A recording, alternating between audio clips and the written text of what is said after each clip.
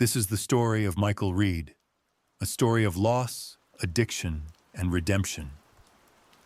Michael Reed was born into silence.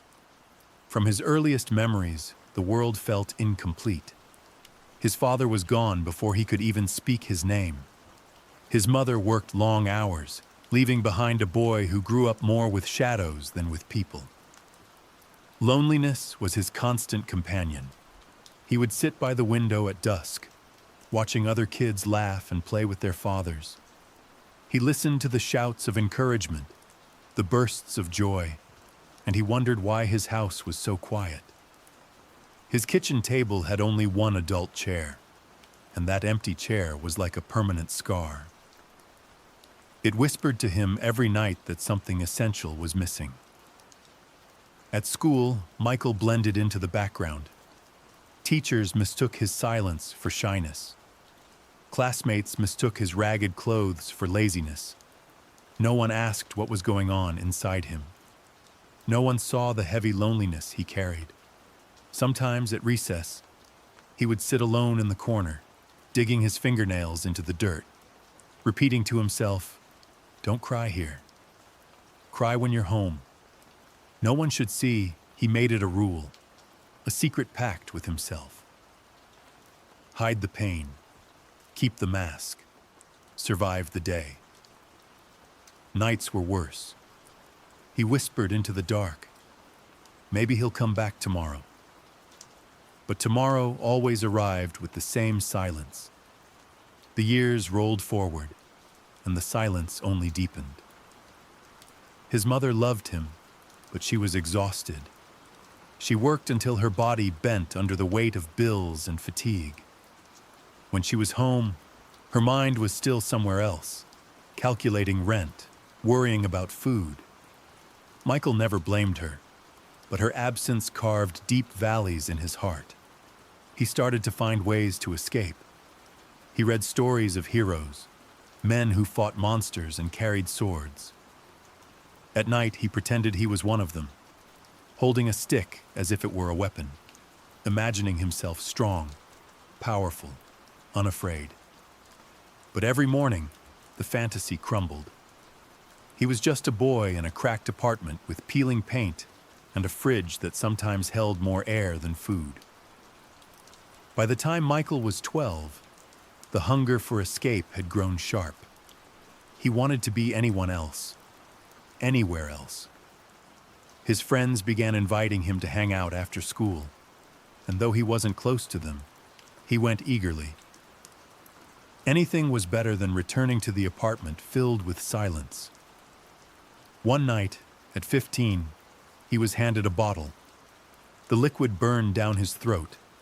His eyes watered, his chest tightened, but something strange happened. The ache inside him blurred. He laughed nervously, the sound alien even to himself, and thought, maybe this is what happiness feels like. That night marked a turning point.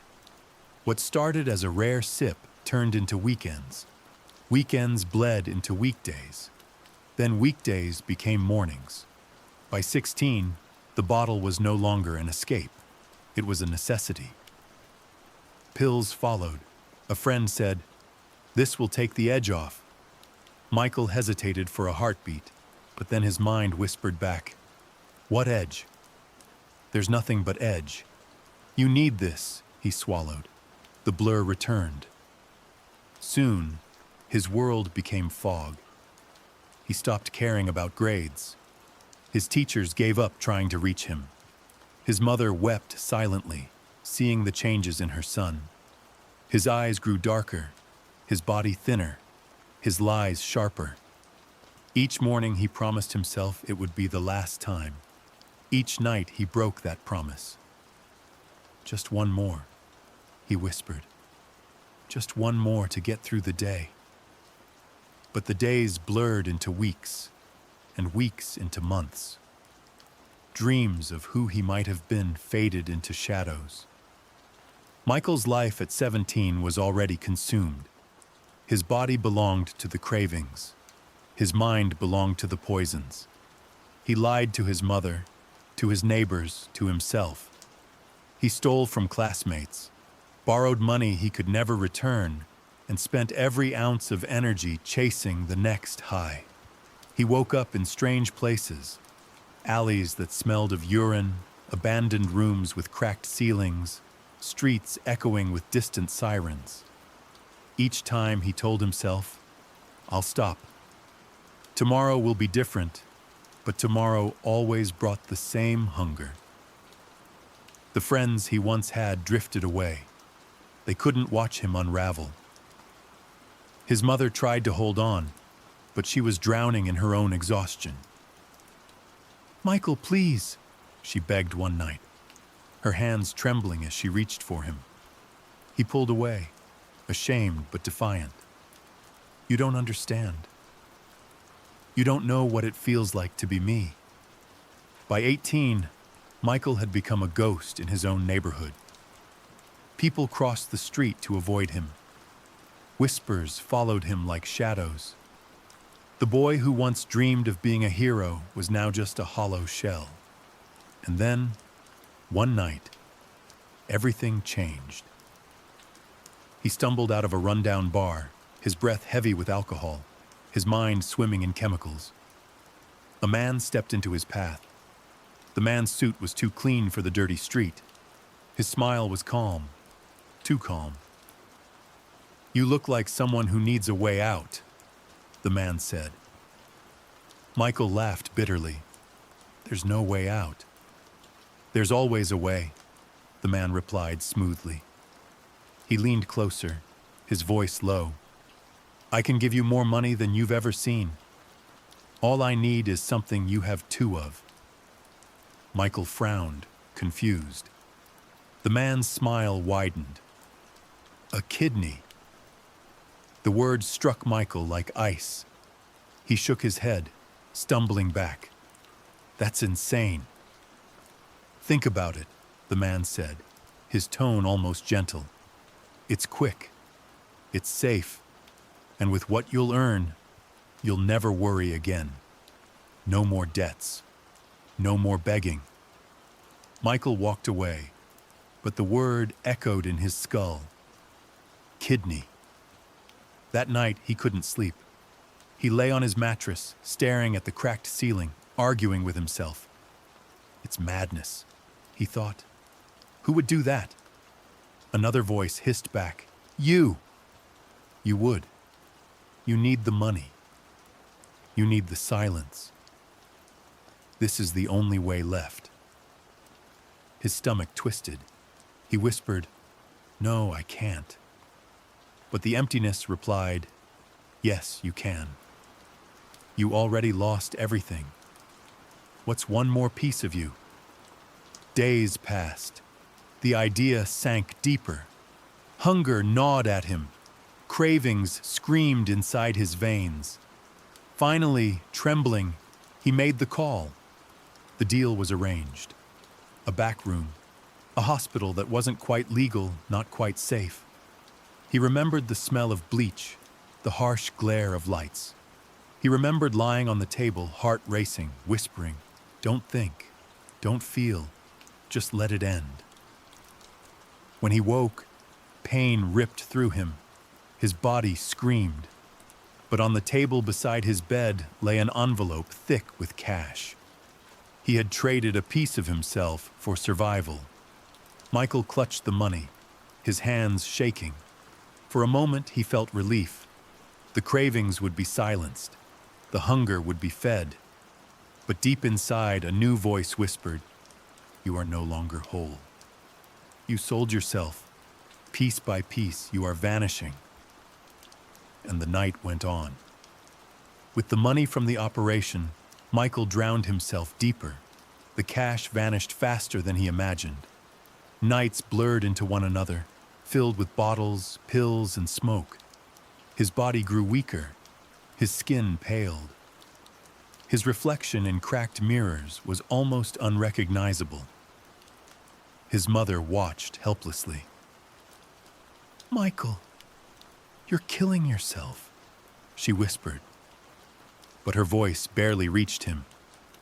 He avoided her eyes, ashamed yet chained to the cravings.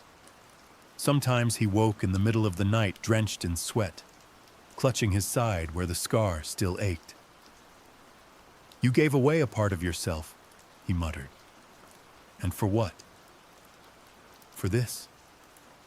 Then he would reach for another bottle, another pill, desperate to quiet the voice. His neighbors whispered. Some pitied him. Most despised him. To them, he was already lost. And then came the day that shattered what little he had left. His younger brother, Daniel, was only 14, a boy full of life, laughter, and innocence. The one person who still looked at Michael not with disgust, but with hope. Daniel believed his brother could still change. He defended Michael when others mocked him. He hugged him even when Michael smelled of alcohol and smoke. But one afternoon, Daniel collapsed. Michael found him on the floor, gasping, his small hands clutching his chest. Panic surged through Michael's veins. "Stay with me, Danny!" he screamed, holding his brother's fragile body. The world spun. Sirens wailed in the distance, but time felt frozen. Daniel's eyes fluttered. His lips trembled. With his final breath, he whispered, "Don't give up, Mike." And then he was gone. Michael held him screaming until his throat tore. Neighbors gathered, some crying, some whispering, but Michael heard nothing. All he felt was the cold weight of his brother in his arms. The funeral was a blur. Rain poured, soaking the mourners, mixing with tears. Michael stood over the grave, fists clenched, body shaking. He whispered into the storm, "I will not waste what I have left. I will not let this destroy me." But the silence gave no answer. That night, Michael sat in Daniel's empty room. His brother's photographs stared back at him. His smile, his eyes full of belief. Michael broke down, sobbing until his chest ached. He clutched a picture to his chest, whispering, "I'm sorry. I should have been there. I should have protected you." The cravings still called. His body screamed for another fix. But for the first time, Michael screamed back, "No! Not tonight. Not anymore." It was the beginning of the hardest battle of his life. The days that followed were brutal. Michael locked himself in his room, determined to fight the cravings. His body revolted. Sweat poured down his skin. His hands trembled. His stomach twisted into knots. Nights stretched endlessly. He lay on the floor, shaking, whispering, "I can't do this. I can't." His mind screamed for release. Images of bottles, pills, needles haunted him like ghosts. He clawed at the walls, begging for the pain to stop. But every time he thought about giving in, he saw Daniel's face. He heard his last words, "Don't give up, Mike." And Michael gritted his teeth, whispering back, "I won't. Not for you." He went days without sleep. His body felt like fire and ice, burning and freezing at once. He hallucinated shadows moving in the corners of the room. He heard voices mocking him, tempting him. He shouted back at the empty air, "Leave me alone!" Sometimes he collapsed, too weak to move. But when the sun rose, he forced himself to stand. Step by shaky step, he fought. After weeks of torment, his body began to calm. The cravings dulled, though they never disappeared completely. The silence in his head grew louder, but it was no longer just emptiness. It was space. Space he could fill with something else. Michael sought help. He walked into a community center, eyes down, ashamed. A counselor greeted him, not with judgment, but with understanding. "You're not alone," she said softly. For the first time, Michael believed it might be true. He sat in rooms with strangers, men and women who carried scars like his. They shared stories of loss, of pain, of nights when they wanted to end it all. Michael listened, and for the first time, he didn't feel like a monster. He felt human. Slowly, he built a routine. He worked odd jobs. He swept floors, carried boxes, anything to keep his hands busy. His mother began to smile again, faintly at first, then brighter each week. Michael often visited Daniel's grave, not with tears, but with stories. He told him about the meetings, the struggles, the nights he nearly slipped. "But I didn't," he whispered. "I stayed strong for you." The road was long, filled with temptations. Some days he failed, but each time he rose again, stronger than before. And the night went on. Michael's hands, once trembling from withdrawal, began to steady. He found work in a small workshop repairing old furniture. At first, the owner doubted him, but Michael showed up every day, silent but determined. The smell of wood filled his lungs. The sound of sandpaper scratching against rough surfaces echoed in his ears. With each stroke, with every nail he hammered, he felt pieces of himself coming back together. He saw himself in the furniture, a broken chair missing a leg, a table scarred with scratches, a cabinet whose hinges had rusted. At first, they looked useless, but with care, patience, and effort, they became whole again, strong again, useful again. "Maybe I'm like this wood," he whispered one evening, running his fingers over a chair he had just restored. Scarred, but not destroyed. Customers began to notice. Some praised his skill. Others just nodded in gratitude. One woman touched a polished table and said, "You gave it a new life." The words struck Michael deeply. He smiled for the first time in years. His mother watched him change. She saw the light returning to his eyes, the steadiness in his step. "I'm proud of you," she whispered one night. Michael hugged her, holding her tightly, whispering back, "I'm trying, Mom. I'm really trying." He continued to visit Daniel's grave. But now, instead of sorrow, he brought hope. He spoke about the customers, the laughter in the workshop, the way he finally felt useful. "Your death saved me," he said softly. "You gave me the strength to live." Seasons passed. Winter melted into spring. The scars on his body remained, but they no longer defined him. He was more than the boy abandoned by his father, more than the addict who sold a kidney. He was a man rebuilding himself, piece by piece. And the silence that once haunted him no longer felt like an enemy. It felt like space. Space to breathe, to grow, to live. Years passed, and Michael's life transformed in ways he had once thought impossible.